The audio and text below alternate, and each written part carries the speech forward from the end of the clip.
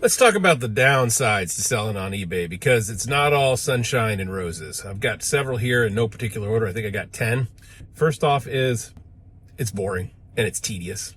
A lot of what we do as resellers is just the same thing over and over again. It's not very intellectually stimulating. You're listing something, filling out the same fields, taking the shot, rotating the item, take another shot, make sure it comes out okay on the computer. It's standing in line in the aisle, looking something up over and over and over again, sitting at your computer at home, looking at estate sales, looking things up over and over and over again.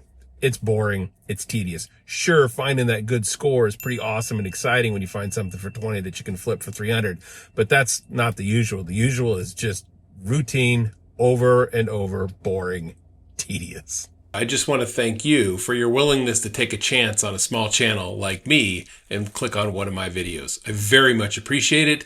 And even though I'm a small channel, I hope that you get big information out of it. So on to the main show. And say goodbye to those lazy weekends, sleeping in and sipping on your coffee, because if you're going to be out there getting the good stuff at those yard sales and garage sales that start at 8, 9, or 10 o'clock at night, you need to be there early. Starts at 9, you probably better be there at 8. Maybe they'll let you in as an early bird, but if nothing else, you were the first one there to see the good stuff, because the good stuff does not stick around at these sales. Same thing is true with thrift stores. You want to get the good stuff? Maybe you need to be there right at open. See what they're putting out on the shelf. Another reason to be glued to your screen. Don't we have enough of those already? If you are reselling, you are going to be constantly looking at your phone, because people are going to be asking your questions. You're going to see that something sold. You're going to get excited. You're going to want to look up something. You're going to want to see if you had any watchers. How many have looked at it? Do I have any offers? So you're constantly looking at your screen, in addition to Facebook, email, TikTok, Instagram. So do you really need another distraction on your screens? Because you're going to get it when you resell, no question about it. And kind of related to that is online estate sale auctions. They always end at dinner time.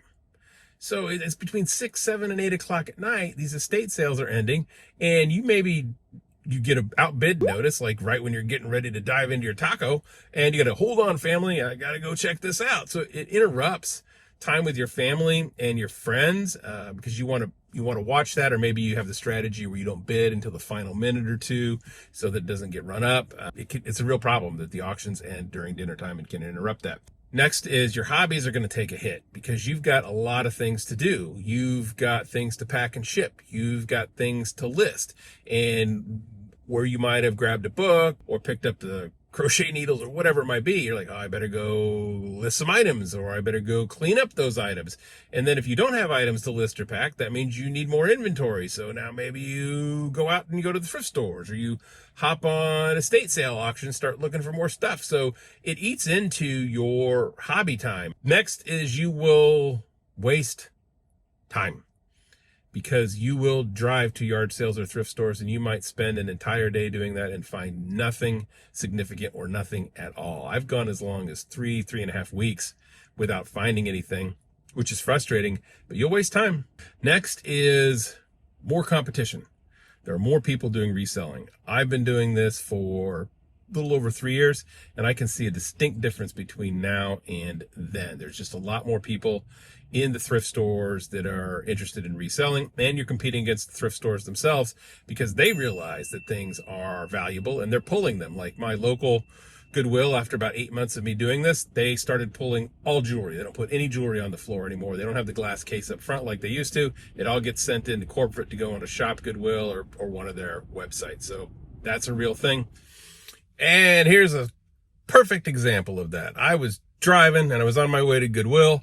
I walked in there and I get to my section of electronics, and my prime competitor is standing there looking at you, Dustin.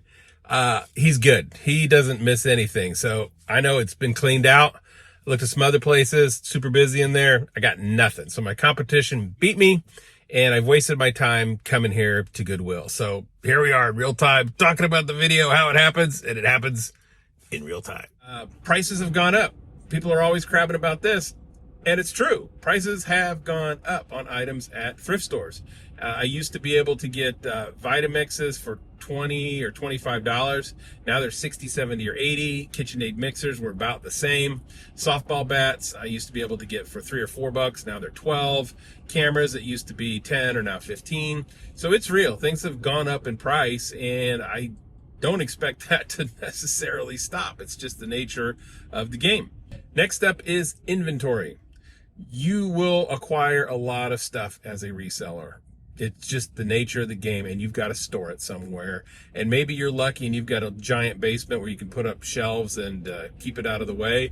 But there's still things that you're not going to want to put in the basement because maybe there's a little bit of moisture down there. So you're going to start storing stuff all around your house and start stacking up. You got to keep track of it. Now maybe you're starting to stumble over it, and you'll have things that you're getting ready to list or getting ready to handle that you're putting in your office or wherever you do your listing, and it's just sitting there because you didn't get to it right away. It's just the nature of the game. You're just going to have a lot more stuff in your house, and you got to store it, and it can be kind of a pain. Wear and tear on your car and gas, because you're going to put miles on your car driving around to the stores and to the sales. And yeah, you get to deduct your mileage, and you get to deduct for, mileage that helps with the gas that you're going to be burning.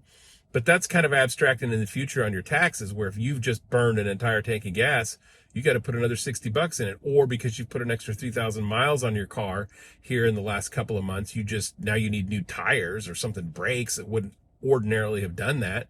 That's real. You got to pay for it right now. So there is a cost with transportation that you have to bear in mind. So those are just some observations on downsides to eBay reselling. So if you're on the fence, maybe this will push you to, I don't want to do this.